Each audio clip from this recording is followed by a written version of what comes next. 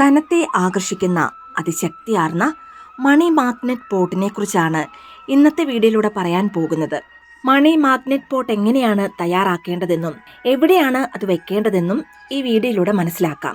ഈ ഒരു പരിഹാരം ചെയ്യുന്നതിനായി ആദ്യം തന്നെ ഒരു ചെറിയ മൺപാത്രം എടുക്കുക. മൺപാത്രത്തിൽ നിങ്ങളുടെ വീട്ടിലുള്ള 5 ധാന്യങ്ങൾ നിറയ്ക്കുക. അതായത് കടല, പരിപ്പ്, ഗോതമ്പ്, പച്ചരി, തൊലിയോട് കൂടിയുള്ള ഉഴുന്ന് അല്ലെങ്കിൽ ചെറുപയർ എന്നിവ എടുക്കാവുന്നതാണ്. ഈ ഒരു പരിഹാരം വെള്ളിയാഴ്ച രാവിലെ ശുക്രഹോരയിൽ ചെയ്യുന്നതാണ് ഏറ്റവും ഉത്തമം. വെള്ളിയാഴ്ച രാവിലെ 6 മുതൽ 7 മണി വരെയാണ് ശുക്രഹോര വരുന്നത്. മൺപാത്രത്തിൽ ധാന്യങ്ങൾ നിറച്ച ശേഷം അതിനു മുകളിൽ 5 നാണയങ്ങൾ കൂടി വെക്കുക. നിങ്ങളുടെ കയ്യിലുള്ള ഏതു നാണയവും എടുക്കാവുന്നതാണ്.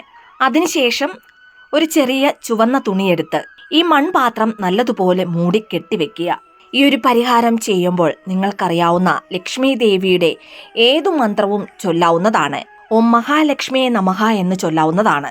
മൺകുടം നല്ലതുപോലെ കെട്ടിയതിനു ശേഷം ഇത് നിങ്ങളുടെ പൂജാമുറിയിൽ വെച്ച് ധൂപദീപ ആരതി കാട്ടുക.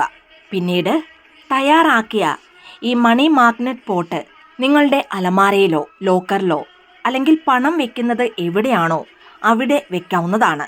ഇനി സ്വന്തമായി തൊഴിൽ അല്ലെങ്കിൽ ബിസിനസ് ചെയ്യുന്നവർ നിങ്ങളുടെ സ്ഥാപനത്തിലെ പണപ്പെട്ടിയിലും ഈ മണി മാഗ്നറ്റ് പോട്ട് വെക്കാവുന്നതാണ്.